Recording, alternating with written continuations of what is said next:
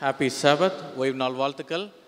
இந்த நல்லதொரு ஓய்வு நாளின் காலை நேரத்திலும் ஆண்டவருடைய சமூகத்தில் அவரை தொழுகை செய்யும்படியாய் வந்திருக்கிற ஒவ்வொரு பிள்ளைகளையும் மீண்டுமாக நான் வாழ்த்தி வரவேற்கிறேன். இந்த நாளிலும் நாம் தியானத்திற்கு நாம் கடன் செல்வதற்கு முன்பதாக நாம் யாரும் கண்களை மூடி நாம் ஜெபம் செய்வோமாக. எங்கள் விண்ணப்பத்தை கேட்பவரே, எங்கள் கண்ணீரை காண்பவரே, எங்களுக்கு சுகம் தருபவரே, இந்த நாளிலும் மன உளைச்சலோடு உம்முடைய பிரகாரத்தில் நாங்கள் அமர்ந்திருக்கும் போது உம்முடைய வார்த்தையினாலே எங்களுக்கு சுகம் உண்டாகட்டும், உம்முடைய வார்த்தையினாலே எங்களுக்கு தைரியம் உண்டாகட்டும், உம்முடைய வார்த்தையினாலே எங்களுடைய நம்பிக்கை புதுப்பிக்கப்படட்டும். உம் பாதத்தில் காத்திருக்கிறோம், எங்களை வழிநடத்தும். இயேசுவின் நாமத்தினால் ஜெபிக்கிறோம் எங்கள் நல்ல தகப்பனே, ஆமென். இந்த நாளின் தலைப்பாக நாம் தெரிந்து கொண்டது not one is forgotten or not even one is forgotten. ஒருவரும் மறக்கப்படுவதில்லை என்று சொல்லி நாம் பார்க்கிறோம். என்றாவது ஒரு நாள் நம்முடைய வாழ்வில் ஆண்டவராய் இருக்கிற இயேசு கிறிஸ்து என்னை மறந்தார் அல்லது மறந்து விட்டார் என்பதை போல நாம் உணர்ந்திருக்கிறோமா?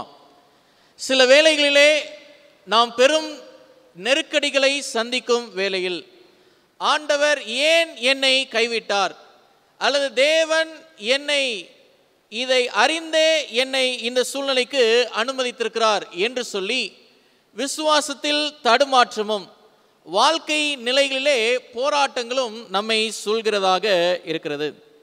ஆனால் ஆண்டவராய் இருக்கிற இயேசு கிறிஸ்து உலகத்தில் உண்டாக்கின எல்லா சிருஷ்டிகளை காட்டிலும் மேலான சிருஷ்டிகளாக அவர் மனிதனை உண்டாக்கினார். மனிதனுக்கென்று ஆண்டவர் ஆளுகையை கொடுத்திருக்கிறார். இந்த பூமியினுடைய சகல ஜீவராசிகளையும் ஆளுகை செய்யும்படியாக அதிகாரம் பெற்ற இந்த மனிதன் மற்ற ஜீவராசிகளை காட்டிலும் விசேஷம் படைத்தவனாக இருக்கிறான். ஆனால் இந்த மனிதனுடைய வாழ்க்கைக்காக தான் ஆண்டவர் பல்வேறு ஆவிக்குரிய பாடங்களை கொடுத்து பல்வேறு நற்போதனைகளை கொடுத்து இந்த மனிதனுடைய ரட்சிப்பிற்காக தான் இந்த உலகத்தில் ஆண்டவர் பாவத்திற்காக மரித்தார். இந்த மனிதனுக்காக தான் ஆண்டவர் மீண்டுமாக இந்த பூமிக்கு கர்த்தாதி கர்த்தராகவும் ராஜாதி ராஜாவாகவும் மீண்டுமாக இந்த பூமிக்கு வருவதற்கு ஆயத்தம் பண்ணி கொண்டிருக்கிறார். எனவே இந்த மனிதன் அல்லது நாம் மனிதர்களாய் இருக்கிற நாம் வாசித்த இந்த நாளின் வேத பகுதியிலே நாம் பார்த்தது போல லூக்காவின் சுவிசேஷம் 12ஆம் அதிகாரம் 6, 7 ஆகிய வசனங்களை பார்க்கும்போது வேதம் சொல்லிருக்கிறது, 2 காசுக்கு 5 அடைக்கலான் குருவிகளை விற்கிறார்கள் அல்லவா, அவைகளில் ஒன்றாகிலும் தேவனால் மறக்கப்படுகிறதில்லை. உங்கள் தலையில் உள்ள மயிரெல்லாம் எண்ணப்பட்டிருக்கிறது, ஆகையால் பயப்படாதிருங்கள். அநேகம் அடைக்கலான் குருவிகளை பார்க்கிலும் நீங்கள் விசேஷித்தவர்களாய் இருக்கிறீர்கள் என்று சொல்லி நாம் பார்க்கிறோம். சரி, இந்த வசனம் எந்த காலத்தில் நடைபெறுகிறது என்று சொல்லலாம் பார்க்கும்போது வேதாம காலத்தை பார்க்கும்போது பாலஸ்தீன் என்று சொல்லப்பட்ட பகுதியில் 1 காசுக்கு 2 அடைக்கலான் குருவிகள் கொடுப்பார்களாம். 1 காசுக்கு 2. அப்போ 2 காசுக்கு எத்தனை அடைக்கலான் குருவி கொடுக்கணும்? எத்தனை? 4 வாங்கினா அவங்க என்ன செய்வாங்க, கூட ஒரு அடைக்கலான் குருவி குஞ்சாக எத்தனை கொடுக்குறாங்க? பைபிள் என்ன சொல்லிக்கிறது? 2 காசுக்கு எத்தனை அடைக்கலான் குஞ்சு? 5. அப்போ இந்த அடைக்கலான் குருவி என்பது மிகவும் என்ன சொல்றது, ஒரு எளிமையான, இட்ஸ் சீப்பஸ்ட், சரியா, இட்ஸ் சீப்பஸ்ட் பேர்டு, மிகவும் ஒரு விலை குறைவான விலை மலிவான ஒரு பிராணி அல்லது ஒரு ஜீவராசி என்று எடுத்துக்கொள்ளலாம். இந்த ஜீவராசியை அல்லது இந்த ஜீவ பிராணியை மனிதர்கள் வாங்கும்போது 2 வாங்குற இடத்துல அல்லது 4 வாங்குற இடத்துல இன்னொன்றையும் கொடுத்து அதற்கு ஒரு நோக்கம் வைத்திருக்கிறார்கள், ஒரு பழக்கம் வைத்திருக்கிறார்கள். ஆனாலும் அடுத்த வசனம் சொல்லிக்கிறது பாருங்க, 7ஆம் வசனம், அநேக அடைக்கலான் குருவிகளை பார்க்கலாம். எத்தனை அடைக்கலான் குருவின்னு சொல்லல, அநேக அடைக்கலான் குருவிகள். அந்த அநேக அடைக்கலான் குருவிகளை பார்க்கிலும் யாரு விசேஷித்தவர்களா? யார் விசேஷித்தவர்கள்? மனுஷர்களாக இருக்கிற நாம் விசேஷித்தவர்கள் என்று நாம் வேதத்திலே நாம் பார்க்கிறோம். ஏனென்றால் இந்த உலகத்தில் மனுஷர்களை ஆண்டவர் விசேஷ சிருஷ்டியாக உண்டாக்கி இருக்கிறார். தேவனுடைய வசனம் இன்றைக்கு நமக்கு நினைவுபடுத்தக்கூடிய சில பாடங்களை இன்றைக்கு நாம் கற்று நாம் ஆசீர்வாதத்தோடு இந்த இடத்திலிருந்து நாம் கடந்து செல்ல இருக்கிறோம். இந்த நாளில் ஒருவேளை நாம் துவண்டு போன மனதோடு ஆண்டவருடைய சமூகத்தில் நாம் அமர்ந்திருப்போம் என்றால், ஒருவேளை நம்மை யாராவது கைவிட்டிருப்பார்கள் என்ற நிலைமையிலே ஏமாற்றத்தோடும் தனிமையின் வாதிப்பினாலே தவித்த நிலைமையில் இந்த இடத்தில் அமர்ந்திருக்கும் போதும் தேவனாகிய கர்த்தர் இன்றைக்கு உங்களோடும் என்னோடும் இந்த வேளையிலே பேச இருக்கிறார். முதலாவது பாடம் உங்கள் வனாந்திர வாழ்வை தேவன் மறப்பதில்லை. உங்கள் வனாந்திர வாழ்வை தேவன் மறப்பதில்லை. Not one is forgotten. என்ன விதமான வனாந்திர வாழ்வை நாம் கடந்து வருகிறோம்? உபாகமம் என்ற புத்தகத்திலே 2ஆம் அதிகாரம் முதல் 3 வசனங்களை நாம் வேதத்திலிருந்து நாம் பார்ப்போம். இஸ்ரவேல் ஜனங்களுடைய அனுபவத்தை நாம் இங்கே பார்க்கிறோம். இந்த வசனம் சொல்லியிருக்கிறது, உபாகமம் 2ஆம் அதிகாரம் 1வது வசனம், கர்த்தர் எனக்கு சொல்லியபடி நான் திரும்பி சிவந்த சமுத்திரத்திற்கு போகிற வழியாய் வனாந்திரத்திற்கு பிரயாணம் பண்ணி அநேக நாள் சேயீர் நாட்டை சுற்றி திரிந்தோம் என்று சொல்லி நாம் பார்க்கிறோம். இஸ்ரவேல் ஜனங்கள் வாக்குத்தத்தம் செய்யப்பட்ட கானானை நோக்கி பிரயாணப்படுவதற்கு எவ்வளவு நாட்கள் எடுத்தது? எவ்வளவு நாட்கள்? எத்தனை வருஷம்? 40 வருஷம். இந்த 40 வருஷ காலங்களிலே இந்த இஸ்ரவேல் ஜனங்கள் பல அங்கலாய்ப்பை சந்தித்தார்கள். இவர்களும் பல அங்கலாய்ப்பை ஏற்படுத்தினார்கள். இந்த இஸ்ரவேல் ஜனங்கள் சந்தித்த பல உபத்திரவங்களும் உண்டு. அவையெல்லாம் உபத்திரவம் என்று சொல்வதற்கில்லை, சோதனைகள் உண்டு. அந்த சோதனைகளை கடந்து வந்த போதிலும் இந்த இஸ்ரவேல் ஜனங்களை ஆண்டவர் மீண்டுமாக பலப்படுத்தும் அனுபவத்திற்குள்ளாக வழிநடத்துவதற்கு இன்னும் சோதனைகளை கொடுத்து கொண்டே இருக்கிறார் என்பதுதான் உண்மை. இந்த இஸ்ரவேல் ஜனங்கள் வாக்குத்தத்தம் செய்யப்பட்ட அந்த கானான் தேசத்திற்குள்ளாக போவதற்கு எங்க சுத்தி திரிகிறாங்க என்று சொல்லலாம் பார்க்கும்போது அநேக நாட்களாக சேயீர் நாட்டை சுற்றி திரிகிறாங்க. சரி, அது எப்படிப்பட்ட நாடு? 2வது வசனம் சொல்லுகிறது பாருங்க. அப்பொழுது கர்த்தர் என்னை நோக்கி, நீங்கள் இந்த மலை நாட்டை சுற்றி திரிந்தது போதும், வடக்கே திரும்புங்கள் என்றார் என்று நாம் பரிசுத்த வேதத்திலே நாம் பார்க்கிறோம். மலை நாடை சுற்றி திரிந்தது போதும். சரி, மலை வழி பிரயாணம் எப்படி இருக்கும்? மலை நாடு என்றால் கடுமையான பயணம். அந்த கடுமையான பயணத்திலே சோர்வுகள் ஏற்படும். அந்த கடுமையான பயணத்திலே பலவீனம் ஏற்படும், நோய் நொடிகள் ஏற்படும். எனவே தேவனாகிய கர்த்தர் இஸ்ரவேல் ஜனங்கள் அந்த சேயீர் மலை நாட்டை சுற்றி திரிகிறதை பார்த்து கொண்டிருக்கும் போது அவர்களுடைய அலைச்சல்கள், அவருடைய கூப்பாடுகள், அவருடைய வனாந்திர கஷ்டங்கள் எல்லாத்தையும் பார்க்கும்போது இது எல்லாத்தையும் பார்த்துட்டு ஆண்டவர் நோக்கி கூப்பிடுறாரு, கொஞ்சம் நில்லுங்க, நான் சொல்ற திசைக்கு நீங்க திரும்புங்க. இங்க சுத்தி திருந்தது போதும், வட திசையை நோக்கி நீங்கள் திரும்புங்கள். இன்றைக்கு இரட்சகராக இருக்கிற இயேசு கிறிஸ்து இன்றைக்கு உங்களையும் என்னையும் பார்க்கும்போது இந்த உலகத்தில் எவ்வளவு பாடு கொண்ட நாட்களை நாம் வழிநடத்தி வரக்கூடிய காலங்களிலே ஆண்டவர் இன்றைக்கு உங்களையும் என்னையும் பார்த்து, என் மகனே, என் மகளே, நான் உன்னை மறப்பதில்லை என்பதற்கு ஏதுவாக இன்னைக்கு சொல்லக்கூடிய வார்த்தை என்னன்னு சொல்ல வரும்போது, உங்களுடைய அலைச்சல் மிகுந்த வாழ்க்கையிலே ஒரு ஓய்வு எடுங்க, வட திசையிலே திரும்புங்க. சரி, வட திசையில என்ன இருக்குது? வேதாகமம் நமக்கு என்ன சொல்லுகிறது? அந்த 3ஆம் வசனத்தை பார்ப்போம். வேதம் சொல்லுகிறது, நீங்கள் இந்த மலை நாட்டை சுற்றி திருந்தது போதும், எங்க திரும்புங்கன்னு சொல்றாரு? வடக்கே திரும்புங்கள். சரி, வட திசையில் என்ன இருக்கிறது? சங்கீதம் 48 முதல் 2 வசனங்களை நாம் பார்ப்போம். எடுத்தவங்க வாசிங்க. சங்கீதம் 48 முதல் 2 வசனம். சங்கீதம் 48 முதல் 2 வசனம். கர்த்தர் பெரியவர், அவர் நமது தேவனுடைய நகரத்திலும் தமது பரிசுத்த பர்வதத்திலும் மிகவும் துதிக்கப்படத்தக்கவர். வட திசையில் உள்ள சீயோன் பர்வதம் வடிப்பமான ஸ்தானமும் சர்வ பூமியின் மகிழ்ச்சியுமா இருக்கிறது. அதுவே மகாராஜாவின் நகரம். அங்க சேயீர் மலை நாட்டை சுற்றி திருந்த இஸ்ரவேலர்களை பார்த்து ஆண்டவர் எங்க திரும்ப சொன்னாரு? வட திசையில திரும்ப சொன்னாங்க. இங்க பைபிள் என்ன சொல்லுது? வட திசையில அங்க என்ன இருக்குது? சீயோன் பர்வதம் இருக்கிறது. சீயோன் பர்வதம் என்றால் என்ன அர்த்தம்? அங்க யாருடைய வாசஸ்தலம்? அது ஆண்டவருடைய வாசஸ்தலம். அங்க என்ன இருக்கிறதுன்னு சொல்லி இருக்கிறது? வேதம் என்ன சொல்லிக்கிறது பாரும்போது, அங்கே சர்வ பூமியின் மகிழ்ச்சி அங்கே இருக்கிறது. எனவே தேவ ஜனமே, இஸ்ரவேல் ஜனங்கள் பாவிகள். இஸ்ரவேல் ஜனங்கள் கலகம் வருவித்தவர்கள். இஸ்ரவேல் ஜனங்கள் மருள விழுந்து போனவர்கள். இஸ்ரவேல் ஜனங்கள் 10 கற்பனையை துணிகரமாக முறியடித்தவர்கள். இஸ்ரவேல் ஜனங்கள் விக்கிரக ஆராதனையையும் செயல்படுத்தினவர்கள், தொழுகை முறையும் கையாண்டவர்கள்.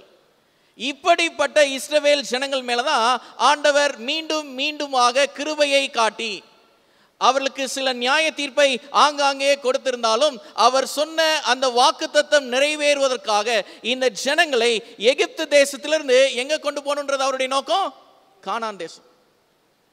அப்ப கானானுக்கு போகிற வழியில சந்தித்த அந்த அலைச்சல்கள் அல்லது அந்த அவல நிலைகள் எல்லாவற்றையும் மாற்றுவதற்காக இன்னைக்கு இரட்சகராக இருக்கிற இயேசு கிறிஸ்து சொல்றாரு, இந்த அலைச்சலை பார்த்துட்டு நீங்க இந்த மலை நாட்டை சுற்றி திருந்தது போதும், வடக்கே திரும்புங்கள்.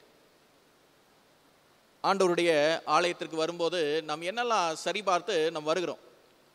உடைமைகள் எடுத்தோமா, வேதாமம் எடுத்தோமா, எல்லாம் எடுத்தோம், சரியாக நம்ம கடன் செல்லலாம், தொழுகைக்கு நம்ம போகலாம் என்று சொல்லி ஆயத்தத்தோடு நம்ம வருகிறோம். ஆண்டவருடைய சமூகத்திலிருந்து கடந்து செல்லும் போது நாம் என்ன எடுத்து செல்லுகிறோம்? What do we take from the presence of God? தேவனுடைய பிரசன்னத்திலிருந்து நாம் எடுத்து செல்வது என்ன? The moment we close our Bible, when the preacher closes the Bible, பிரசங்கியார் இந்த வேதாகமத்தை பிரசங்கம் முடித்து மூடும் போது என்ன ஆகுதுன்னு சொல்ல பார்க்கும்போது, the judgment is pronounced. அந்த செய்திக்கு நாம் நியாய தீர்ப்பிலே கணக்கு கொடுக்க வேண்டும் என்பது அவசியம். இந்த நாளிலே ஆண்டவராய் இருக்கிற இயேசு கிறிஸ்து நமக்கு கொடுத்திருக்கிற செய்தி என்னன்னு சொல்லலாம் பார்க்கும்போது, நம்மளுடைய வனாந்திர வாழ்க்கையை அவர் அறிந்திருக்கிறார். அப்படி என்றால் நம்மளுடைய பாடுகளை அறிந்திருக்கிறார், நம்முடைய வேதனைகளை அறிந்திருக்கிறார். ஆனால் அவர் சொல்லுகிற திசைக்கு திரும்புவதற்கு ஆயத்தம் உடையவர்களாக இருக்கிறோமா? ஆண்டவருடைய ஆலயத்திற்கு போவோம் வாருங்கள் என்று சொன்னபோது 122ஆம் சங்கீதம் என்ன சொல்கிறது? எப்படி இருந்தாங்களா? மனமகிழ்ச்சியா இருந்தாங்க. ஆலயத்திற்கு வரும்போது மனமகிழ்ச்சியோடு வருகிறோமா அல்லது மனமடிவோடு வருகிறோமா? ஆலயத்திற்கு வருவதை ஒரு கடமையாக எண்ணுகிறோமா அல்லது நானும் என் ஜீவனுள்ள தேவனும் ஒன்றுபட்டும் இணைந்திருக்கக்கூடிய ஒரு ஆசீர்வாதமான நாளாக எண்ணுகிறோமா? எலன் ஒயிட் அம்மையார் இதை குறித்து சொல்லுறாங்க, the Sabbath is a golden clasp that unites God and his people. இந்த ஓய்வு நாள் என்பது ஒரு பொற்சங்கிலியை போல தேவனையும் தேவ மக்களையும் இணைக்கின்ற ஒரு பரிசுத்தமான உன்னதமான ஒரு நாள். இந்த நாளை நாம் அப்படி தொழுகை செய்ய வேண்டும் என்ற பாரத்தோடு நாம் கடந்து வருகிறோமா? ஒருவேளை இந்த இடத்துக்கு வருவதற்கு என்னுடைய பாவங்கள் வருவதற்கு தடையாக என்னுடைய பாவங்கள் காரணமாக இருக்கிறதா? நமக்கு தெரியும் நம்ம என்னெல்லாம் பாவம் செய்கிறோம்னு சொல்லி. இந்த வாய் இங்கே ஒரு வார்த்தையை பேசும், வெளியில் போனால் இன்னொரு வார்த்தையை பேசும். சில நேரத்தில் பணத்தை கையாளுவதிலே நாம் தவறி போகிறவர்களாக இருப்போம். யாருக்கு தெரியும், அறியாமையின் சூழ்நிலையின் நிமித்தமாக நாமும் தகாத உறவுகளை வைத்தவர்களாக இருக்கலாம். ஒருவேளை அறியாமையினாலே மது போதைக்கு அடிமையானவர்களாக இருக்கலாம், அறியாமையினாலே விபச்சாரத்திற்கு உடன்பட்டவர்களாக இருக்கலாம், அல்லது அறிந்தோ சில நேரத்திலே ஆவிக்குரிய வாழ்க்கையில் வீழ்ச்சி அடைந்தவர்களாக இருக்கலாம். ஆனால் எப்படி இருந்தாலும் சரி, கம் டு சர்ச், ஆண்டவருடைய ஆலயத்திற்கு வாருங்கள், வடக்கே திரும்புங்கள். உங்களுடைய வனாந்திர வாழ்க்கையின் சூழ்நிலை எல்லாம் மாறும். இந்த இடத்துல என்ன இருக்கிறதுன்னு சொல்லலாம் பாரும்போது, சர்வ பூமியின் மகிழ்ச்சி இங்கே இருக்கிறது. ஆண்டவருடைய ஆலயத்தில் சர்வ பூமியின் மகிழ்ச்சி இங்கே இருக்கிறது. அப்போஸ்தலனாகிய பவுல் இடத்துல சொல்றார், நிர்பந்தமான மனுஷன் நான், இந்த மனதிலிருந்து யார் என்னை விடுவிக்க கூடும். எப்படி உணர்ந்திருக்கிறார் பார்த்தீங்களா? அவருடைய வாழ்க்கையில் அவருடைய குணத்தை அவருக்கு தெரியுது. நான் என்ன செய்திருக்கிறேன், இது தகுதியானவனா தகுதி இல்லாதவனா? ஆண்டவர் என்னைய பார்க்குறாரே, ஆண்டவரே நான் எப்படி என்னைய ஒப்பு கொடுக்கறது உங்களிடத்துல? ஆங்கில வசனம் ஒன்று இப்படியாக சொல்லுறது, the Lord is in his holy temple. ஆண்டவர் இந்த பூமியில் இருக்கக்கூடிய பரிசுத்த ஆலயத்தில் பிரசன்னமாக இருக்கிறார். எனவே இந்த பரிசுத்த ஆலயமே ஒரு தெய்வீக குணமளிக்கும் ஸ்தலமாக இருக்கிறது. This is the divine healing place. இந்த தெய்வீக குணமளிக்கும் இந்த ஸ்தலமே நம்முடைய பாவங்களிலிருந்து நம்மை சுத்திகரிக்கிறது, நம்முடைய மனபாரத்திலிருந்து நமக்கான விடுதலையை கொடுக்கிறது, நம்முடைய பிரிவினையிலிருந்து நமக்கு சமாதானத்தை கொடுக்கிறது, நம்முடைய துவண்டு போன சந்தோஷங்களிலிருந்து அல்லது துவண்டு போன அனுபவங்களிலிருந்து நம்மை நன்மையின் பாதைக்கு வழிநடத்துகிறது. என்ன சூழ்நிலை என்று சொல்ல பார்க்கும்போது, this is the place of divine healing. வருத்தப்பட்டு பாரம் சுமக்கிறவர்களே, நீங்கள் எல்லாரும் என்னிடத்தில் வாருங்கள், நான் உங்களுக்கு இளைப்பாறுதல் தரேன். சொன்னது யாரு? ஆண்டவர். அப்ப இஸ்ரவேல் ஜனங்களை பார்த்து சொல்றாரு, சேயீர் மலை நாட்டை சுற்றி திரிந்தது போதும், நீங்க பிரயாணப்பட்டு துவண்டு போனது போதும், சலிப்படைந்தது போதும், இன்னும் வேற சோர்வடைந்தது போதும், எல்லாத்தையும் நிறுத்தி கொள்ளுங்க. இப்ப நான் சொல்ற திசைக்கு திரும்புங்க, வடக்கே திரும்புங்க, உங்களுக்கான மகிழ்ச்சி அங்கே காத்திருக்கிறது. எவ்வளவு பெரிய பாடுகளை உடையவர்களாக இருந்தாலும் சரி, ஆண்டவர் ஒருவரையும் மறப்பது இல்லை. நம்ம நினச்சிக்கலாம், ஒருவேளை ஆண்டவரே பல வருஷங்களாக நீர் எங்களை மறந்தது போல நாங்கள் உணர்கிறோம். ஆனால் உண்மை என்னன்னு சொல்லலாம் பாரும்போது, ஆண்டவர் நம்மை மறக்கவில்லை, நம்ம தான் என்ன செஞ்சிருக்கோம், ஆண்டவரை மறந்துருக்கோம். ஆனால் நீங்கள் ஆண்டவர் அவருடைய ஆலயத்திலிருந்து நம்மை அழைக்கும் போது இன்றைக்கு அழைக்கிறார், என் மகனே என் மகளே, நான் உன்னை மறப்பதில்லை, உன்னுடைய வனாந்திர வாழ்வை நான் அறிந்திருக்கிறேன், உன்னுடைய பாடுகளை நான் அறிந்திருக்கிறேன், உன்னுடைய கண்ணீர்களை நான் அறிந்திருக்கிறேன், உன்னுடைய சவால்களை நான் அறிந்திருக்கிறேன், உன் தடைகளை நான் அறிந்திருக்கிறேன், உன் ஆவிக்குரிய பலத்தையும் அறிந்திருக்கிறேன், உன் ஆவிக்குரிய பலவீனத்தையும் அறிந்திருக்கிறேன். எல்லாவற்றையும் அறிந்த ஆண்டவர் இந்த நாளிலே நம்மை அழைக்கிறார். இந்த வசனம் நான் ஸ்லைடில் போடலை, அந்த வசனத்தை நம்ம ஒரு தடவை வாசிடுவோம். 139 சங்கீதம் 15, 16 ஆகிய வசனங்களை நாம் பார்ப்போம். வேதம் வைத்திருப்பவர்கள் நீங்கள் திரும்பி பாருங்கள். 139 சங்கீதம் 15, 16 ஆகிய வசனங்களை பார்ப்போம். வேதம் சொல்லுகிறது, நான் ஒளிப்பிடத்திலே உண்டாக்கப்பட்டு பூமியின் தாழ்விடங்களிலே விசித்திர வினோதமாய் உருவாக்கப்பட்ட போது. ஒளிப்பிடம் என்று சொன்னால் என்ன அர்த்தம்? கருவறை, தாயின் கருவறை, சரியா? அந்த ஒளிப்பிடத்திலே உண்டாக்கப்பட்டு பூமியின் தாழ்விடங்களே விசித்திர வினோதமாக உருவாக்கப்பட்ட போது என் எலும்புகள் கூட எப்படி இல்லையா, மறைவாய் இருந்ததில்லை. என் கருவை உம்முடைய கண்கள் கண்டது, என் அவயவங்களில் ஒன்றாகிலும் இல்லாத போதே அவைகள் அனைத்தும் அவைகள் உருவேற்படும் நாட்களும் உமது புஸ்தகத்தில் எழுதியிருக்கிறது. எல்லாத்தையும் ஆண்டவர் பார்த்திருக்கிறார். அந்த உபாமம் 2ஆம் அதிகாரம் 7ஆம் வசனத்தை பார்ப்போம். வேதம் சொல்லிக்கிறது பாருங்க. உபாமம் 2ஆம் அதிகாரம் 7ஆம் வசனம் வேதம் சொல்லிக்கிறது, உன் தேவனாகிய கர்த்தர் உன் கை கிரியைகளிலெல்லாம் உன்னை ஆசீர்வதித்து வருகிறார், இந்த பெரிய வனாந்திர வழியாய் நீ நடந்து வருகிறதை அறிவார். இந்த 40 வருஷமும் உன் தேவனாகிய கர்த்தர் உன்னோட கூட இருந்தார், உனக்கு ஒன்றும் என்ன செய்யப்படல, குறைவுபடவில்லை என்று சொல் என்றார். 40 வருஷம் வனாந்திர வாழ்க்கை, 40 வருஷம் சுற்றி திரியக்கூடிய வாழ்க்கை, 40 வருஷம் எங்க இருக்க போறாங்க என்று சொல்லி தெரியாம வாழ்வாதாரத்தை இழந்தது போல சுற்றி திரிந்தவர்களாக இருந்தாலும் ஆண்டவர் சொல்லக்கூடிய வார்த்தை என்னன்னு சொல்ல வரும்போது, உனக்கு ஒன்றும் குறைவுபடவில்லை. தேவ ஜனமே, இந்த காலை நேரத்திலே நாம் இதை விசுவாசிக்கிறோமா? நமக்கு ஒன்றும் குறைவுபடவில்லை. Because God hasn't forgotten us. தேவன் நம்மை மறக்கவில்லை, நமக்கு ஒரு குறையும் இல்லை. ஆண்டவர் நம்மை வழிநடத்துவதற்கு அவர் ஆயத்தமுடையவராக இருக்கிறார். நாம் அவருடைய கரங்களை பிடிப்பதற்கு ஆயத்தம் உள்ளவர்களாக நாம் இருக்கிறோமா? நம்முடைய பாடுகளை அறியும் தேவன். இரண்டாவதாக நாம் பார்க்கிற பகுதி, தேவன் உங்கள் கண்ணீரை மறப்பதில்லை. தேவன் உங்கள் கண்ணீரை மறப்பதில்லை. ஒரு கதை வேதாமத்திலே இருக்கிறது. ஆதியாகமம் 21ஆம் அதிகாரத்திற்கு நாம் போவோம். பொறுமையாக இந்த வசனங்களை நாம் வாசிக்க போகிறோம். ஆதியாகமம் 21ஆம் அதிகாரத்திலே இந்த வசனங்களை நாம் வாசிப்போம். 8ஆம் வசனத்திலிருந்து நாம் வாசிப்போம். வேதம் சொல்லியிருக்கிறது, பிள்ளை வளர்ந்து பால் மறந்தது. ஈசாக்கு பால் மறந்த நாளிலே ஆபிரகாம் பெரிய விருந்து பண்ணினான். அந்நாட்டிலே குழந்தைகள் தாயின் மடியிலிருந்து பால் குடிப்பதை மறக்கும் போது வீட்டில் ஒரு பெரிய விசேஷம் உண்டு பண்ணுவாங்க. சரி, அந்த நாளில் ஆபிரகாம் வீட்டில் என்ன நடந்துச்சு? 9ஆம் வசனம், பின்பு எகிப்து தேசத்தாலாகிய ஆகார் ஆபிரகாமுக்கு பெற்ற குமாரன் பரியாசம் பண்ணுகிறதை சாரால் கண்டு, சரியா, ஆபிரகாமை நோக்கி, இந்த அடிமை பெண்ணையும் அவள் மகனையும் புறம்பே தள்ளும். இந்த அடிமை பெண்ணின் மகன் என் குமாரனாகி ஈசாக்கோடே சுதந்திரவாளியாய் இருப்பதில்லை என்றால். யார் சொல்றது? சாரா சொல்றாங்க. யார சொல்றாங்க? ஆகார் பெத்த இஸ்மவேலை சொல்றாங்க. சரி, தன் மகனை குறித்து சொல்லப்பட்ட இந்த காரியம் ஆபிரகாமுக்கு எப்படி இருந்துச்சு? மிகவும் துக்கமானுச்சு, ரொம்ப துக்கம். அப்பொழுது தேவன் ஆபிரகாமை நோக்கி, 12ஆம் வசனம், தேவன் ஆபிரகாமை நோக்கி, அந்த பிள்ளையையும் உன் அடிமை பெண்ணையும் குறித்து சொல்லப்பட்டது உனக்கு துக்கமாய் இருக்க வேண்டாம், ஈசாக்கினிடத்தில் உன் சந்ததி விளங்கும், ஆதலால் சாரால் உனக்கு சொல்வதெல்லாவற்றையும் கேள். சில நேரத்தில் எங்க வீட்டுக்குள்ள கண்ணீர் இருக்குதுன்னு சொன்னா, வீட்டுக்குள்ள அழுக இருக்குதுன்னு சொன்னா என்ன செய்யணும்? மனைவி சொல்றத கணவன்மார்கள் கேட்கணும். அதை கேட்டாலே போதும், வீட்டுக்குள்ள கண்ணீர் இருக்காது. அப்ப இங்கே பார்க்கும்போது அதே மாதிரி ஆண்டவன் சொல்றாரு, மனைவியாகிய சாரால் சொல்றத கேளு. சரி, 13ஆம் வசனம், அடிமை பெண்ணின் மகனும் உன் வித்தாய் இருக்கிறபடியால் அவனை ஒரு ஜாதியாக்குவேன் என்றார்.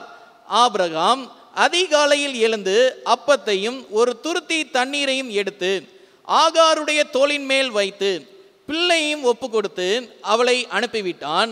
அவள் புறப்பட்டு போய் பேர்சேபாவின் வனாந்திரத்திலே அலைந்து திரிந்தாள். சரியா? இப்போ என்ன செய்கிறாங்க? அந்த அம்மா ஆகார் தோல்ல கொஞ்சம் பை, ஒரு துருத்தியில் தண்ணி, கொஞ்சம் அப்பம் எல்லாம் கொடுத்து கையில் குழந்தையும் கொடுத்து அனுப்பிடுறாரு. எங்கே போகிறாங்க? பேர்சேபான்ற வழியில் போகிற இடத்துல ஒரு வனாந்திரத்தில் சுற்றி திரிகிறாங்க. துருத்தியில் இருந்த தண்ணீர் செலவழிந்த பின்பு அந்த பிள்ளையை ஒரு செடியின் கீழே விட்டு, சரியா, தண்ணி முடிஞ்சு பிள்ளையை செடி கீழே விட்டுறாங்க, நிழலில் விட்டுறாங்க. பிள்ளை சாகிறதை நான் பார்க்க மாட்டேன் என்று எதிராக அம்பு பாயும் தூரத்திலே போய் உட்கார்ந்து சத்தமிட்டு அழுதாள். குழந்தைக்கு தண்ணி வேணும், இப்போ கொடுப்பதற்கு தண்ணி இல்லை, என்ன செய்யறதுன்னு சொல்லி தெரியல. இந்த அம்மா என்ன செய்யறாங்க? குழந்தைய ஒரு இடத்துல வச்சுட்டு ஒரு இடத்துல போய் நின்று ஓன்னு சத்தம் போட்டு அழுதுட்டு இருக்கிறாங்க. தேவன் உங்கள் கண்ணீரை மறப்பதில்லை. அழுகை என்றைக்குமே பிரச்சனைகளுக்கு தீர்வு அல்ல. உங்களுடைய அழுகை பிரச்சனைகளை பெரிதாக்குமே தவிர உங்களுடைய பிரச்சனைகளுடைய முடிவு அழுகை அல்ல. உதாரணத்திற்கு, நாம் அழுகையோடு இருக்கும்போது, நம்முடைய கண்களிலே கண்ணீர் நிறைந்திருக்கும் போது, நம்முடைய கண்களுக்கு முன்பதாக பார்க்கக்கூடிய ரூபங்களோ அல்லது ஏதோ பொருளோ அது பல மடங்கு தோற்றம் அளிப்பது போல அழுகை என்பது பிரச்சனைகளை பெரிதாக்குமே தவிர பிரச்சனைகளை குறைப்பதற்கான வழி அது அல்லவே அல்ல. அப்ப இந்த ஆகார் இப்படி அழுது கொண்டிருக்கிற வேளையிலே என்ன நடந்தது என்று சொல்லி நாம் பார்க்கும்போது 17ஆம் வசனம், தேவன் பிள்ளையின் சத்தத்தை கேட்டார். தேவதூதன் வானத்திலிருந்து ஆகாரை கூப்பிட்டு, ஆகாரே, உனக்கு என்ன சம்பவித்தது? பயப்படாதே, பிள்ளை இருக்கும் இடத்திலே தேவன் அவன் சத்தத்தை கேட்டார். தேவனாகிய கர்த்தர் இந்த இடத்துல ஒரு தேவதூதனை வானத்திலிருந்து அனுப்பி, அந்த தேவதூதன் அந்த ஆகாரை கூப்பிட்டு பேசுறாரு, உன் சத்தத்தை நான் கேட்டேன், நீ பயப்படாது. 18ஆம் வசனம், நீ எழுந்து பிள்ளையை எடுத்து அவனை உன் கையினால் பிடித்து கொண்டு போ, அவனை பெரிய ஜாதியாக்குவேன் என்றார். முதல்ல யார்கிட்ட சொன்னாங்க பெரிய ஜாதியாக்குவேன் என்று சொல்லி? யார்கிட்ட சொன்னாங்க? ஆபிரகாம்கிட்ட சொன்னாங்க. இப்ப யார்கிட்ட சொல்றாங்க? ஆகார்கிட்ட சொல்றாங்க. உங்களுடைய அழுகை என்னைக்குமே உங்களுடைய கஷ்டங்களுக்கான தீர்வு அல்ல. அழுவதினாலே பிரச்சனைகள் அதிகமாகிறதாக இருக்கிறது. லூக்காவின் சுவிசேஷம் 12ஆம் அதிகாரம் 25ஆம் வசனத்தை நாம் வேதத்திலிருந்து நாம் பார்க்கும்போது, லூக்கா 12:25, கவலைப்படுகிறதுனால் உங்களில் எவன் தன் சரீர அளவோடு ஒரு முழத்தை கூட்டுவான்? ஒரு பிரயோஜனமும் இல்லாத கவலை, ஒரு பிரயோஜனமும் இல்லாத அழுகை, ஒரு பிரயோஜனமும் இல்லாத துக்கம், ஒரு பிரயோஜனமும் இல்லாத அந்த தனிமை அல்லது பாடுகள், இவைகளை நாம் இயேசுவின் நாமத்தினாலே அறிக்கை செய்கிறவர்களாக இருக்க வேண்டும். 1 பேதுரு 5ஆம் அதிகாரம் 7ஆம் வசனம் சொல்கிறது, அவர் உங்களை விசாரிக்கிறவரானபடியால் உங்கள் கவலைகளை எல்லாத்தையும் என்ன செய்யுங்க? அவர் மேல் வைத்து விடுங்கள். உங்கள் கண்ணீரை அவர் மறப்பதில்லை. ஒருவரையும் ஆண்டவர் மறப்பதில்லை. சங்கீதம் 34 4ஆம் வசனமும் 6வது வசனத்தையும் நாம் பார்ப்போம். சங்கீதம் 34 4 மற்றும் 6வது வசனம் எடுத்தவங்க வாசிங்க. நான் கர்த்தரை தேடினேன், அவர் எனக்கு செவி கொடுத்து என்னுடைய எல்லா பயத்துக்கும் என்னை நீங்களாகி விட்டார். 6வது வசனம், இந்த ஏழை கூப்பிட்டான், கர்த்தர் கேட்டு அவனை அவன் இடுக்கண்களுக்கெல்லாம் நீங்களாகி ரட்சித்தார். வேத வசனம் நமக்கு கொடுக்கக்கூடிய நம்பிக்கை, உங்களுடைய கண்ணீரை பார்க்கும் தேவன், உங்களுடைய கண்ணீரை பார்க்கிற ஆண்டவர் உங்களை மறப்பதில்லை. நீங்கள் கூப்பிடும் வேளையிலே உங்களுக்காக இறங்குகிறவராகவும், நீங்கள் விரும்பும் ரட்சிப்பை கொடுக்கிறவர்களாகவும், நீங்கள் விரும்பும் சமாதானத்தை கொடுக்கிறவராகவும் இருக்கிறார். யோவானின் சுவிசேஷம் 14ஆம் அதிகாரம் 27ஆம் வசனத்தில் ஆண்டவர் சொல்றாரு, சமாதானத்தை உங்களுக்கு நான் வைத்து விட்டு போகிறேன், உலகம் தருகிற பிரகாரமாக அல்ல. யாருடைய சமாதானத்தை வைத்துட்டு போறேன்றாரு? என்னுடைய சமாதானத்தை, அவருடைய சமாதானத்தையே நாம் பெறுகிறவர்களாக இருக்கிறோம். நம்முடைய கண்ணீரை ஆண்டவர் மறப்பதில்லை என்று நாம் பார்க்கிறோம். ஒரு அருமையான ஒரு இல்லஸ்ட்ரேஷன் இதில் பார்க்க போகிறோம். எலிசபெத் ஃப்ரை என்று சொல்லக்கூடிய ஒரு பெண்மணி மே மாதம் 21ஆம் தேதி 1780ஆம் ஆண்டு முதல் அக்டோபர் மாதம் 1845ஆம் ஆண்டு வரைக்கும் இவருடைய காலங்கள். இவர் ஒரு philanthropist. சரி, இவங்க யார் என்று சொல்லி நாம் பார்க்கும்போது, இவர்கள் 12 வயதை எட்டின போது தன்னுடைய தாயாரையும் தன்னுடைய தகப்பனாரையும் இழந்து போனார்கள். ஏறக்குறைய ஆதரவற்ற நிலைமையிலே இருக்கிறார்கள். அந்த தாய் தகப்பனுடைய உறவின் முறையில் இருப்பவர்கள் எல்லாமே சேர்ந்து இவர்களை மிகவும் கடினமாக புறக்கணித்தார்கள். உறவு முறையில் நீ கிடையாது, இந்த பரம்பரைக்கான வாரிசு உரிமைகள் எதுவும் கிடைக்காது என்று சொல்லி இந்த பெண்ணை, அந்த சரித்திரம் சொல்லியிருக்கிறது, அந்த ஊரில் இருக்கக்கூடிய ஒரு சிறு பாலத்திற்கு அடியிலே தங்க வைத்தார்கள். அந்த பாலத்திற்கு கீழாக தூங்கும்போது அங்கே வரக்கூடிய பாம்பு, பள்ளி போன்ற பிரச்சனை எல்லாத்தையும் சந்தித்து மிகவும் கஷ்டத்தோடு வாழ்ந்து கொண்டிருந்தாள். ஒரு நாளுக்கு தூங்குறதுக்கு நேரம் கூட இல்லாத அளவுக்கு பாடுகள். எங்கேயாவது கொஞ்சம் யார்ட்டையாவது யாசகம் கேட்டு ஒரு புது ட்ரெஸ் வாங்கி போட்டிருந்தாங்கன்னா உறவுக்காரங்க என்ன செய்வாங்கன்னா அவங்கள கூப்பிட்டு மண்டையில் கொட்டி, இது எங்கேருந்து திருடின, உனக்கு யார் கொடுத்தது என்று சொல்லியெல்லாம் இகழ்ந்து அந்த புதிய வஸ்திரத்தையும் அந்த பெண்ணிட்டிருந்து வாங்கிடுவாங்க. அழுக அழுக அழுக. என்ன செய்யறது, எங்கே போய் சொல்கிறது? அப்பா அம்மா இல்லை, உறவின் என்று சொல்லி அழைக்கப்படுவதற்கு ஒன்றுமே இல்லை. அந்த கண்ணீர் தான் அவங்க வாழ்க்கையில் மிகுதியாக இருந்துச்சு. ஒரு தீர்மானத்தை எடுத்தாங்க. எதிர்மறையான சூழ்நிலைகளை கடந்து வந்தாலும் நேர்மறையான சூழ்நிலையாக இவைகளை மாற்ற வேண்டும் என்று சொல்லி, சரி போவோம் கொஞ்சம் வேலை பார்ப்போம் என்று சொல்லிட்டு வேலை பார்த்து கிடைத்த அந்த சிறு வருமானத்தை கொண்டு என்ன செய்வாங்க என்று சொல்லலாம் பார்க்கும்போது, நல்ல உணவு பொட்டலங்கள், நல்ல வஸ்திரங்கள் எல்லாம் வாங்கி சிறைச்சாலையில் இருக்கக்கூடிய கைதிகளுக்கு கொண்டு போய் கொடுத்தார்கள். She is called as a prison angel. இந்த அம்மாக்கு இன்னொரு பேரும் இருக்குது, ஏஞ்சல் ஆஃப் பிரிசன். சிறைச்சாலையில் இருக்கக்கூடிய கைதிகளுக்கும் அந்த கைதிகளுடைய குடும்பத்திற்கும் அதை கொண்டு சென்றார்கள். She worked hard and earned and she bought dresses for the prisoners. இதை கொடுத்து கொண்டிருந்தார்கள். அந்த சிறைச்சாலையில் இருக்கக்கூடிய கைதிமார்கள் எல்லாம் இந்த அம்மா எப்போ வருவாங்க எப்போ வருவாங்க எப்போ வருவாங்கன்னு சொல்லிட்டு ஆசையாக பார்த்துட்டு இருப்பாங்களாம். இந்த அம்மாவுக்கு அப்போ தெரியுது வாழ்க்கையின் அர்த்தம் என்ன என்று சொல்லி. அழுவது என்னுடைய வேலை அல்ல, துக்கத்தோடு இருப்பது என்னுடைய வேலை அல்ல. என்னை உண்டாக்கின தேவன் நான் துக்கத்தினாலே நிறைந்து, நான் கூனி குறுகின நிலைமையிலே அல்லது நான் ததும்பி விழக்கூடிய நிலைமையிலே ஆண்டவர் என்னை வைக்கவில்லை.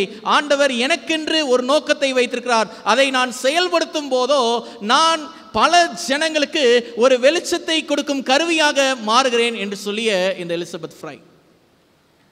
விசுவாச பிள்ளைகளே, உங்களுடைய வாழ்க்கையிலே கண்ணீர் பாடுகள் அவ்வளவு மிகுதியாய் இருக்கும் என்று சொன்னால், உங்களால் இயன்ற நன்மையை செய்வதற்கான திசையை நோக்கி நீங்கள் திரும்புங்கள். தேவன் இஸ்ரவேல் ஜனங்களை பார்க்கும் போதும், உங்களுடைய அலைச்சல்களை பார்த்து நீங்கள் சேயீர் மலைநாட்டை சுற்றி திரிந்தது போதும் வடக்கே திரும்புங்கள் என்று சொல்லி கட்டளையிட்டார். ஆண்டவராக இருக்கிற இயேசு கிறிஸ்துவும் இன்றைக்கு உங்களை அவருடைய தெய்வீக இந்த சுகமளிக்கும் ஸ்தலத்திலே உங்களை பிரசன்னமாக வைத்திருக்கிற நேரத்திலே ஒருவரும் சொல்லக்கூடாது ஆண்டவர் என்னை கைவிட்டுட்டார் என்று சொல்லி. ஏனென்றால் தேவன் இன்னும் எப்படி இருக்கிறாரு? ஜீவனோடு இருக்கிறார். அவர் ஜீவனுள்ள தேவன். அவர் ஜீவனோடு இருக்கிறபடினாலே ஆண்டவர் என்னை மறந்தாரு, என்னை கைவிட்டாரு என்று சொல்லி யாருமே சொல்ல முடியாது. வேதத்தில் இன்னொரு வசனம் சொல்லுகிறது, இமை பொழுதோ உன்னை கைவிட்டேன், ஆனாலும் ஆண்டவராக இருக்கிற இயேசு கிறிஸ்து எவ்வளவு நல்லவராக இருக்கிறார். இன்னொரு வசனத்தை நாம் பார்த்து நம்ம அடுத்த பகுதிக்குள்ளாக நம்ம கடன் செல்வோம். சங்கீதம் 34 18 19 ஆகிய வசனங்களை பார்ப்போம். சங்கீதம் 34 18 19 ஆகிய வசனங்களை பார்ப்போம். வேதம் சொல்கிறது, நொறுங்குண்ட இருதயம் உள்ளவர்களுக்கு கர்த்தர் சமீபமாய் இருந்து நறுங்குண்ட ஆவியுள்ளவர்களை ரட்சிக்கிறார். நீதிமானுக்கு வரும் துன்பங்கள் எப்படி இருக்கும்? அநேகமாய் இருக்கும். ஆனாலும் வேதம் சொல்லிருக்கிறது பாருங்க, கர்த்தர் அவைகள் எல்லாவற்றிலும் நின்று அவனை என்ன செய்வாரு? விடுவிப்பார். ஆகாருக்கு வரக்கூடிய துன்பங்கள் அநேகமாய் இருக்கும். ஆனால் அவர் வாக்குத்தத்தம் செய்தது போல அவருடைய குமாரனாய் இருக்கிற இஸ்மவேலை ஒரு ஜாதியாக மாற்ற வேண்டும். இன்றைக்கு எலிசபெத் ஃப்ரையினுடைய வாழ்க்கையிலே துன்பங்கள் அநேகமாய் இருக்கும். ஆனாலும் ஆண்டவராயிருக்கிற இயேசு கிறிஸ்து அந்த வாழ்க்கையிலிருந்து ஒரு அர்த்தத்தை கொண்டு வருவார்.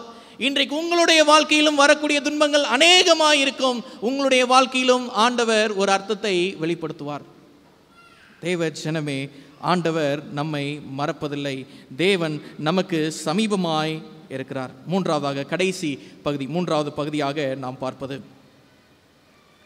உங்கள் சுகவீனத்தை அல்லது உங்கள் இயலாமையை ஆண்டவர் மறப்பதில்லை. உங்கள் இயலாமையை ஆண்டவர் மறப்பதில்லை. சரி, நம்மளால் எல்லாமே செய்ய முடியுமா? எல்லாமே செய்ய முடியுமா? இல்லை. நம்மளால் என்ன செய்ய முடியும்? முடிஞ்சது முடியும், முடியாதது முடியாது. அப்போ மனுஷனுடைய பலவீனம் என்ன என்று சொல்லலாம் பார்க்கும்போது, மனுஷனுக்கு இயலாமை என்று ஒன்று இருக்கிறது, மனுஷனுக்கு சுகவீனம் என்று ஒன்று இருக்கிறது.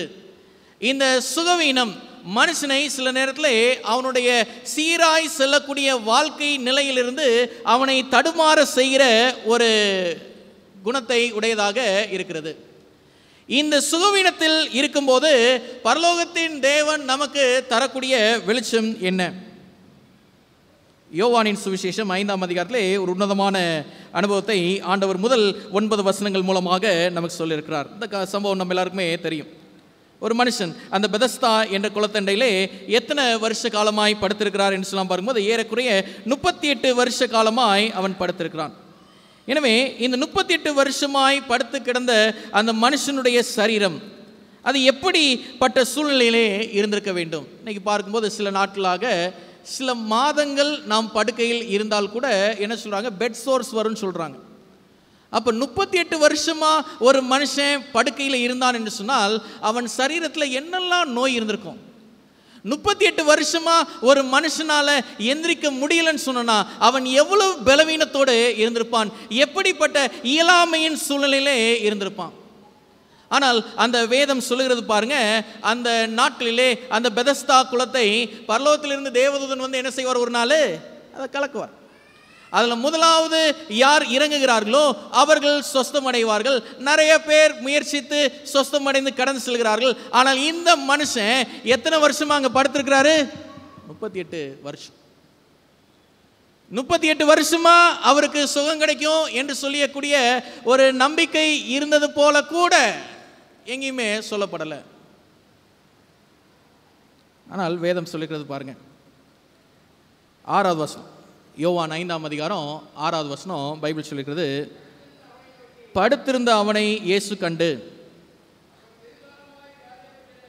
அவன் வெகு காலமாய் வியாதியஸ்தன் என்று அறிந்து அவனை நோக்கி, சொஸ்தமாக வேண்டும் என்று விரும்புகிறாயா என்று கேட்டார்.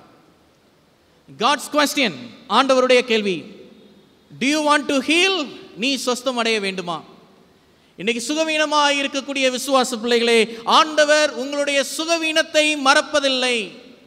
அவருடைய சித்தம் இல்லாமல் நம்முடைய தலையில் இருக்கக்கூடிய ஒரு ரோமம் கூட கீழே விழாது என்று சொன்னால் நம்முடைய பலவீனங்களை ஆண்டவர் அறிந்திருக்கிறார். இப்பொழுதோ அவர் கேட்கும் கேள்வி, நீ சொஸ்தம் அடைய வேண்டுமா? 7வது வசனம், அதற்கு அந்த வியாதியஸ்தன் என்ன சொல்றாரு? அதற்கு வியாதியஸ்தன், ஆண்டவரே, தண்ணீர் கலக்கப்படும் போது என்னை குளத்தில் கொண்டு போய் விடுகிறதற்கு ஒருவரும் இல்லை. நான் போகிறதற்குள்ளே வேறொருவன் எனக்கு முந்தி இறங்கி விடுகிறான் என்றான். இயேசு அவனை நோக்கி ஒரே வார்த்தையில் சொல்றாரு பாருங்க, எழுந்திரு, உன் படுக்கையை எடுத்துக்கொண்டு நட. Arise and walk.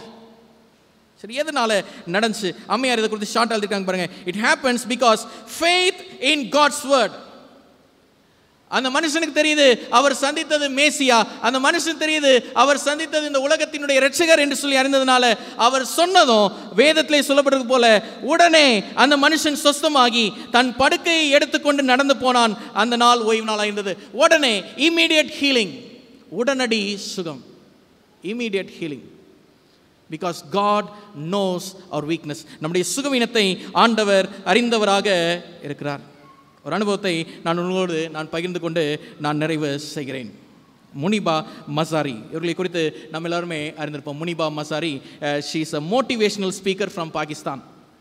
இந்த பெண்ணினுடைய வாழ்க்கையினுடைய ஃப்ளாஷ்பேக், கடந்து வந்த பாதையை நாம் கேட்கும்போது ரொம்பவும் ஒரு வேதனையை நான் என்னுடைய இருதயத்திலே நான் சகித்தேன். She comes from a very conservative family. அந்த இடத்துல பார்க்கும்போது பெற்றோர்கள் சொல்லக்கூடிய எல்லா நல் ஆலோசனைகளுக்கும் கீழ்ப்படியக்கூடிய ஒரு குடும்பம் இவருடைய குடும்பம். 18 வயது நிரம்பின நேரத்தில் அவருடைய தகப்பனார் சொல்லுகிறார், மகளே, நீ திருமணத்திற்காக ஆயத்தப்படு, உனக்கான உரிய துணையை நான் தேடுகிறேன். சரி, அப்பா அவனுடைய வார்த்தைக்கு செவி கொடுத்தாங்க. திருமணமானது. 1.5 வருடம் அவருடைய சந்தோஷமான இல்லற வாழ்க்கை கடந்து வந்து கொண்டிருந்த நாளிலே எதிர்பாராத ஒரு நாள் விபத்து, சாலை விபத்து. கணவன் மனைவியாக 2 பேரும் காரில் போயிட்டு இருக்கும்போது ஒரு ஆக்சிடென்ட். அந்த விபத்திலிருந்து தப்பிப்பதற்காக கணவர் எப்படியோ அதிர்ஷ்டவசமாக கதவை திறந்து அவர் வெளியில் குதித்து அவர் தப்பித்து கொண்டார். ஆனால் இந்த மனைவி, இந்த அம்மா, அந்த முனிபா மசாரி இருக்கிறாங்களே, இப்போ 38 வயசு. இந்த அம்மா இப்போ என்ன செய்தாங்க, அந்த காருக்குள்ள கீழ்த்தளத்திலே சிக்கி பல்வேறு அவயவங்களில், பல்வேறு சரீர பகுதிகளில் எலும்பு முறிவுகளை சந்தித்தார்கள்.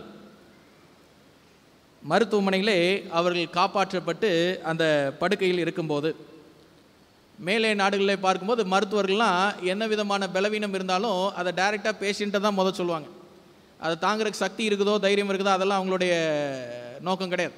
இங்கே இந்தியாவில் தான் பார்த்தோன்னா ஏதாவது ஆபத்துன்னு சொன்னோன்னா பக்கத்தில் இருக்கிற உறவினர்களை கூப்பிட்டு சொல்கிறாங்க, உன்னுடைய கால் எலும்புகள் மிகவும் சேதமடைந்தது, இனிமே உன்னால் நடக்க முடியாது. திருமணமாகி 1.5 வருஷம் தான், நாட் ஈவன் 20 இயர்ஸ், 20 வருஷம் கூட 20 வயசு கூட கிடையாது. 20 வயசுலேயே 2 காலும் நடக்க முடியாதா? என்ன செய்கிறது? இன்னொரு செய்தியும் கூட சொல்கிறேன். You got a major fracture in your pelvic bone. உன்னுடைய இடுப்பில் இருக்கக்கூடிய எலும்பு பகுதியிலே பெரும் அளவிலான முறிவுகளை நீ சந்தித்திருக்கிறாய். சரி, அதனால் இனிமே உங்களுக்கு கருவுற்று குழந்தை பிறக்கும் என்பது எந்த விதத்திலும் சாத்தியமில்லை. ஒரு பெண்ணுக்கு இருக்கக்கூடிய ஒரு பயங்கரமான ஒரு கேட்கக்கூடாத செய்தி என்னன்னு சொல்ல வரும்போது இந்த செய்தி தான். எல்லா பெண்ணுக்கும் தாய்மை என்பதை அடைய வேண்டும் என்பது அவர்களுடைய விருப்பம், தாய்மைக்கான பெருமை அது. ஆனால் இந்த செய்தியை கேட்ட உடனே இந்த பெண்ணுக்கு எல்லாமே விட்டு போயிடுச்சு. இதுக்கு மேலே ஒரு பெண்ணாக வாழ்ந்து இந்த உலகத்தில் நம்ம என்ன செய்ய போகிறோம்? பல மாதங்களாக ஓய்வெடுத்து கொண்டிருந்தார்கள். சுகத்திலிருந்து மீள்வதற்காக ஓய்வெடுத்து கொண்டிருந்தார்கள். வீட்டுக்கு ஒரு கடிதம் வருகிறது. அந்த கடிதம் என்னன்னு சொல்லலாம் பார்க்கும்போது, அந்த கணவர் விவாகரத்து கோரி ஒரு மனு ஒன்றை அனுப்பியிருக்கிறார். சரீரம் போச்சு, கூட இருக்க வேண்டிய கணவரும் இப்போ என்ன செய்கிறாரு, கைவிட்டு போறார். இதுக்கு மேலே எதுக்கு வாழணும் இந்த பெண்? துன்பத்தின் ஆழத்தில் விழக்கூடிய சூழ்நிலையிலே this time shall pass by, இந்த நேரமும் கடந்து செல்லும் என்ற நம்பிக்கையோடு சில காலம் கடந்து சென்றது. கையில் பெயிண்ட் பிரஷ் எடுத்தாங்க, அழகழகான படங்களை வரைய ஆரம்பித்தார்கள். நல்ல கண் பார்வையை ஈர்க்கக்கூடிய அளவுக்கு வண்ணம் தீட்டி அந்த படக்காட்சிகளை பார்த்து மகிழ ஆரம்பித்தார்கள். அந்த காட்சிகளை பார்த்து கொண்டிருக்கையிலே, இந்த காட்சிகளைப் போல ஏன் என்னுடைய வாழ்க்கையை நான் வடிவமைக்க கூடாது என்று சொல்லி அந்த மகிழ்ச்சியாய் வரையக்கூடிய அந்த படத்தை போலவே தன்னுடைய வாழ்க்கையும் சித்தரித்து கொண்டு அநேக வாலிபர்களுக்கு குறிப்பாக ஊக்கமளிக்கும் ஒரு செய்தியாளராக மாறினார்கள். தேவ ஜனமே, God knows our weakness. நம்முடைய பலவீனத்தை ஆண்டவர் அறிந்திருக்கிறார், நம்முடைய சுகவீனத்தை அறிந்திருக்கிறார், நம்முடைய இயலாமையை ஆண்டவர் அறிந்திருக்கிறார். ஆனாலும் நம்மளால் எதுவும் செய்ய முடியாது என்று சொல்லி கிடையாது. Still we can work for God's glory. அந்த பெண்ணினுடைய வாழ்க்கையிலே அவர்கள் கூறிய ஒரு வார்த்தையை சொல்லி நான் முடிவு பகுதிக்குள்ளாக நான் கடந்து செல்கிறேன். I don't know how my life will end. சொல்கிறாங்க, என் வாழ்க்கை எப்படி முடிய போகிறது எனக்கு தெரியாது. But nowhere in my chapter you will ever read that I gave up. நான் விட்டு கொடுத்தேன் என்று சொல்லி என்னுடைய வாழ்க்கையில் எங்கேயுமே நீங்கள் பார்க்க முடியாது. உலகத்தில் எவ்வளவு இயலாமையின் சூழ்நிலையிலே நாம் வாழ்ந்தாலும், எவ்வளவு சுகவீனத்தை நாம் சந்தித்தாலும், எவ்வளவு பலவீனத்தை நாம் சந்தித்தாலும், கிறிஸ்துவை விசுவாசிக்கிற விசுவாச பிள்ளைகளே, நாம் விட்டு கொடுத்தோம் என்பது நம்மளுடைய வாழ்க்கையின் அத்தியாயத்தில் இருக்கவே கூடாத ஒன்று. ஏசாயா 25 அதிகாரம் 4 வசனத்தை நாம் வேதத்திலிருந்து நாம் பார்ப்போம். ஏசாயா 25 அதிகாரம் எடுத்தவங்க வாசிங்க. ஏசாயா 25 4 வசனம். ஓகே, வாசிப்போம். கொடூரமானவர்களின் சீரல் மதிலை மோதி அடிக்கிற பெரு வெள்ளத்தை போல் இருக்கையில் நீர் ஏழைக்கு பலனும் நெருக்கப்படுகிற எளியவனுக்கு திடனும் பெருவெள்ளத்துக்கு தப்பும் அடைக்கலமும் வெயிலுக்கு ஒதுங்கும் யாரா இருக்கிறீங்க? நிழலுமானீர். என் தேவனே, நான் இயலாமையில் இருக்கிறேன். என் தேவனே, நான் சோர்வுற்று கண்ணீரோடு இருக்கிறேன். என் தேவனே, ஆவிக்குரிய வாழ்க்கையிலே நான் திடனற்றவனாக இருக்கிறேன். வேதம் சொல்லுகிறது, கொடூரமானவர்களுடைய சீரல்கள் மத்தியிலும் மோதி அடிக்கிற பெரு வெள்ளத்தை போல் இருக்கையிலே நீர் ஏழையாக, பலன் ஒடுங்கினவனாக, நெருக்கப்படுகிறவனாக. இன்னைக்கு ஆண்டவரை நோக்கி நாம் கூப்பிட்டோம் என்று சொன்னால் இவை எல்லாவற்றிலும் தப்பித்துக் கொள்வதற்கு ஏதுவான பலத்தையும் அடைக்கலத்தையும் ஆண்டவர் நமக்கு கொடுக்கிறவராக இருக்கிறார். சங்கீதம் 28 7, 8 ஆகிய வசனங்களை நாம் பார்ப்போம். 28ஆம் சங்கீதம் வசனங்கள் 7, 8 ஆகிய வசனங்களை நாம் பார்ப்போம். வேதம் சொல்கிறது, கர்த்தர் என் பலனும் என் கேடகுமாயிருக்கிறார், என் இருதயம் அவரை நம்பி இருக்கிறது. நான் சகாயம் பெற்றேன், ஆகையால் என் இருதயம் களி கூறுகிறது. என் பாட்டினால் அவரை துதிப்பேன்.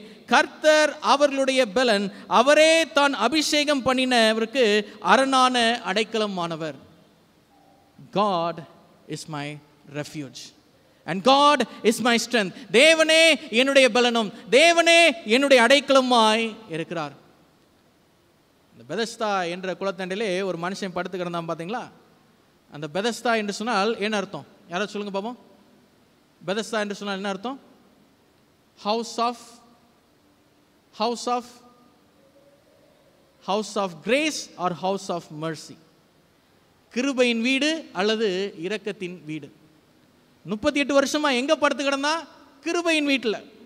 38 வருஷமா அங்க அவருக்கு சுகம் கிடைக்கல. ஆனா இயேசுவை சந்தித்த போது சுகம் கிடைச்சது. இன்னைக்கு நாமும் 38 வருஷமா அல்லது 40 வருஷமா 50 60 வருஷமா கிருபையின் வீடாகிய இந்த சத்தியம் நிறைந்த ஆலயத்திலே நாம் படுத்திருக்கிறோம். நாம் தாபரித்து கொண்டிருக்கிறோம். சுகம் கிடைச்சதா? இயலாமை மாறினதா? தேவனை சந்தித்தீர்களா? அவர் சொன்னதும் அவருடைய வாக்குகளுக்கு கீழ்ப்படிந்தீர்களா? அவர் சொன்னது போல நம்முடைய துர்க்கிரியைகளை விட்டு அதெல்லாம் தூக்கி நம்ம மூட்டை கட்டி வைத்துட்டு நம்முடைய சீரான கிறிஸ்தவ வாழ்க்கையை வாழ்வதற்கு நாம் ஒரு புதிய துவக்கத்தை நாம் துவங்கினோமா? ஒருவரையும் ஆண்டவர் மறப்பது இல்லை. காணாமல் போன காசு எத்தனை? 1. காணாமல் போன மகன் எத்தனை? 1. காணாமல் போன ஆடு எத்தனை? 1. அந்த ஒன்றுக்கு முக்கியத்துவம் கொடுக்கப்பட்டதா? S, definitely. அந்த மேய்ப்பன் தன்னுடைய 99 ஆடுகளையும் விட்டுட்டு அந்த ஒரு ஆட்டை தேடி போனார். அந்த தகப்பன் அந்த ஒரு மகன் திரும்பி வந்ததும் வீட்டில் ஒரு பெரிய விருந்து வச்சார். அந்த ஒரு நாணயம் கிடைச்சதும் அந்த அம்மா ஊர் ஜனங்கள்டெல்லாம் போய் சொல்லி இதை காட்டி அவங்க மகிழ்ந்தாங்க. விசுவாச பிள்ளைகளே, அந்த ஒருவர் யாரு? நான் தான், நீங்க தான், நம்ம தான். அந்த மேய்ப்பன் யாரு? அந்த தகப்பன் யாரு அப்படின்னா பரலோகத்தில் இருக்கிற நம்முடைய ஆண்டவர். நம்மளை அவர் மறக்கல. நம்ம அழிவின் பாதையில் இருந்தோம். This morning when we are in a home, we are in the trap of death. மரணத்தின் பாதையிலே நாம் இருந்தோம். The moment we step out of our home, நம்முடைய வீட்டின் வாசலிலிருந்து நாம் காலை வெளியே வைத்த உடனே we are in the way of righteousness. நீதியின் பாதையை நாம் தெரிந்து கொள்கிறோம். ஓய்வு நாள் அன்னைக்கு வீட்டை பூட்டி உள்ள படுத்திருந்தோம்னா ஆலயத்திற்கு வரணும். ஆலயத்தில் அமர்ந்திருந்து அவரை நாம் தொழுகை செய்கிறவர்களாக நாம் இருக்க வேண்டும். சங்கீதம் 46 3 வசனங்களை நாம் வாசித்து நாம் நிறைவு செய்வோம். 46ஆம் சங்கீதம் 3 வசனங்களை நாம் வாசித்து நாம் நிறைவு செய்வோம். முதல் 3 வசனங்கள், 46ஆம் சங்கீதம் முதல் 3 வசனங்கள். தேவன் நமக்கு அடைக்கலமும் பெலனும் ஆபத்து காலத்தில் அனுகூலமான துணையுமானவர்.